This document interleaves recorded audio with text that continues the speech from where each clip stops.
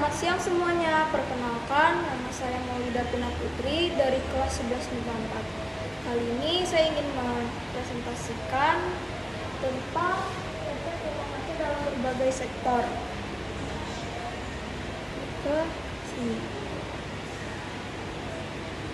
Apa itu efek rumah kaca? Efek rumah kaca adalah kemampuan atmosfer untuk mempertahankan suhu udara panas yang nyaman dalam perubahan nilai yang kecil.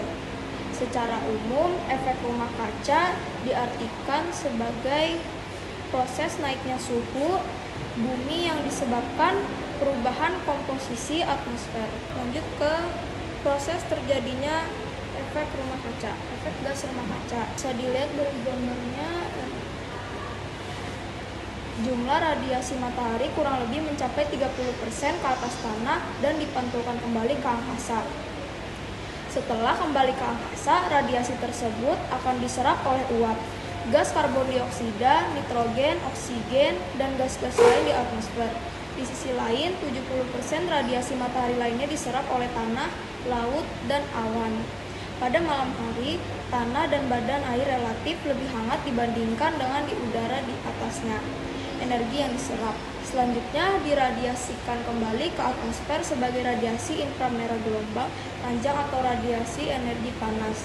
Kedua peristiwa ini mengakibatkan permukaan bumi berubah menjadi hangat karena adanya molekul uap air, karbon dioksida, dan semacamnya. Lanjut kita ke di sini ada jenis-jenis gas rumah kaca. Yang pertama ada F-gas 2,1%. Lalu yang kedua nitrogen oksida N2O 6,2%. 3 metana CH4 17,3%. Karbon dioksida CO2 74,4%. Lalu kita masuk ke nitrogen oksida N20.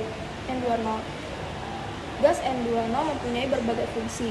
Namun apabila berada di atmosfer, ia termasuk salah satu gas rumah kaca yang bisa menyebabkan pemanasan global.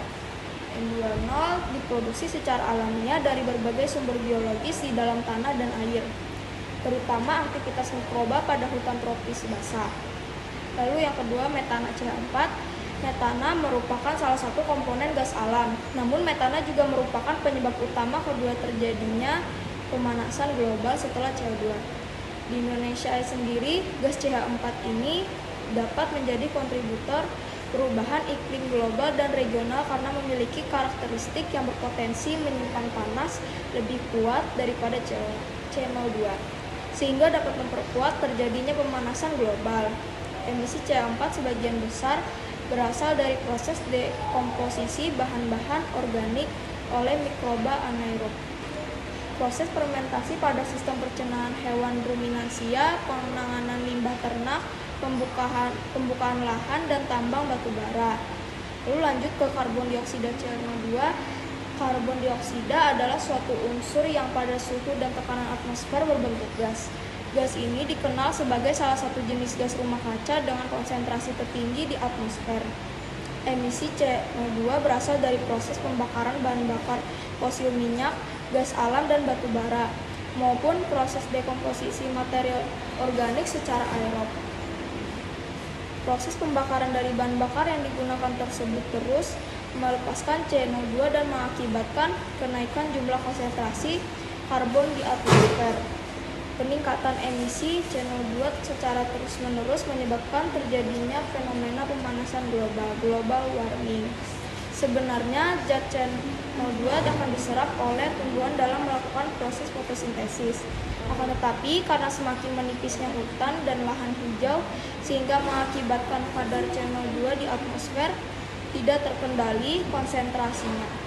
Emisi karbon berlebih menjadi salah satu penyebab terbentuknya gas rumah kaca yang masih menjadi masalah hingga saat ini.